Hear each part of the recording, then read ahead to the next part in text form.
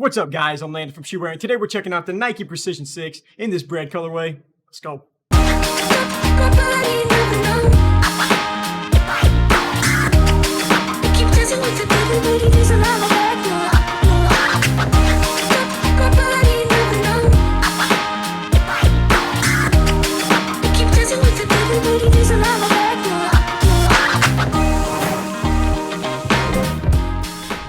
Alright, so today we'll be breaking down the 6th shoe to release from this Nike Precision line. You know, once again, I was not able to test out the 5s from last year, so I'm going to be looking at these with a clean slate like I mentioned in my first impressions video. So we're going to look at, more of the tech specs and the performance attributes here in just a second, but kind of covering some of the basics. This is one of Nike's more affordable shoe lines out there, retailing for only $75. And, look, man, I'm glad I did not get the 5s, honestly, just because that shoe looks the exact same as this Precision 6 model. Like, it's crazy, but I mean, honestly, I really do like the look for these.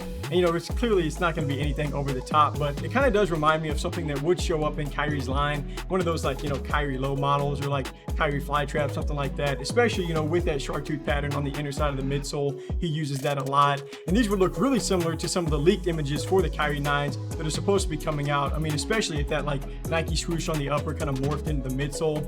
But speaking of the midsole is a little bit bigger and just kind of taller than you'll see on most basketball shoes, especially for a low top model. But it is nice to see a budget-friendly shoe that, kind of switched up the build a little bit. And I would have said the same thing about the 5s too if I checked them out, because yeah, it's the exact same thing going on for those. And you are going to get some arrows that are pointing up and down on the tongue, but it is pretty simple everywhere else on these. But that's really not what we came here to talk about anyway. So now let's see how they hold up on the foot.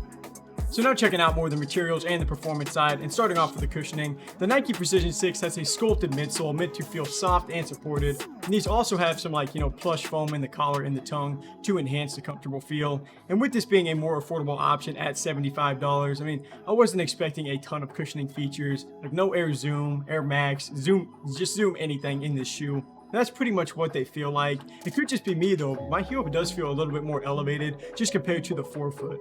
And it honestly feels a little bit more padded back there than I was used to, especially for a cheaper model. But I mean, most of the shoes that I've been playing in recently have been kind of loaded up in that forefoot. So honestly, that could be why, because these don't really have that setup. It is going to be a little bit more of a responsive feel than, what I would call soft.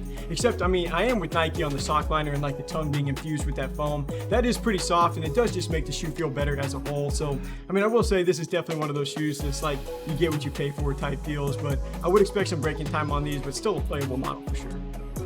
So now looking at the materials and the support, for a cheaper shoe, I mean, these didn't really stick out to me as feeling cheap from the beginning, and that was definitely good. The upper is mostly made out of some thinner textiles, especially in the front half where you have those red and black arrows. Then along with that are going to be some no-sew overlays on there just for some added durability. But now I can talk a little bit more about this unique looking midsole. So a portion of that is visibly cut out, and that's just to help reduce weight in the shoe. And I mean, the Nike Precision 6 is about as light as it gets, weighing only 350 grams for a size 10.5. That is easily one of the lightest shoes on the market right now. So it is always good for shoes that, are sub 400 and that, sub 400 grams, kind of in that range. It's always nice whenever they throw on some, additional support features here. And I would say that they do have a couple. So first is going to be this updated lace positioning in the midfoot, and the laces feed through those red lace loops. It kind of just helps tighten your foot into the shoe.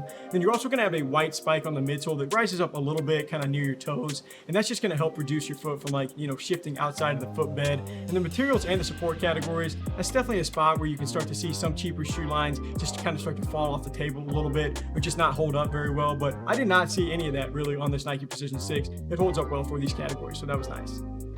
To finish off with traction, these have a herringbone pattern that is just there to provide multi-directional grip, and the rubber even wraps up the inner sides of the forefoot just to give you traction on those edges too. And I feel like we definitely saved the best section for last here. The highlight of the Nike Precision 6, probably along with how light they are to play in, would easily be this traction category. They're strictly business for the pattern, not messing around with any random setup. And these definitely have some bite.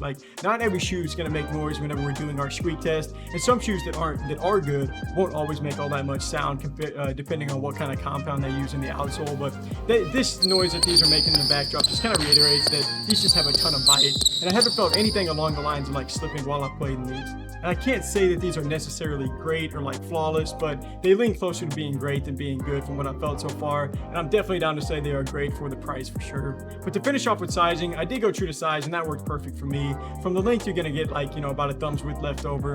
And these don't squeeze your foot on the width either. I mean, probably a regular fit here, which is what I would call this Nike Precision 6 model. So overall, this is going to be a pretty solid shoe, especially for the lower retail price. Like on budget-friendly models, you almost have to kind of plan for them to lack somewhere.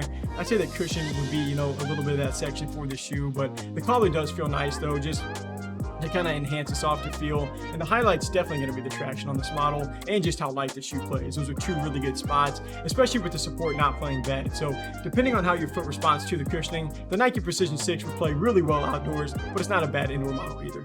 Thank you guys for taking some time to watch. If this is your first time here, feel free to drop a follow or subscribe wherever you're watching and give this video a like. We'd greatly appreciate that. But if you're interested in buying this Nike Precision 6 model and you want to support our channel, just click the link that we have here on screen, or we have links down below or in our bio. So feel free to check that out. But that's going to wrap up this review. Until next time, I'm Landon from Shoewear.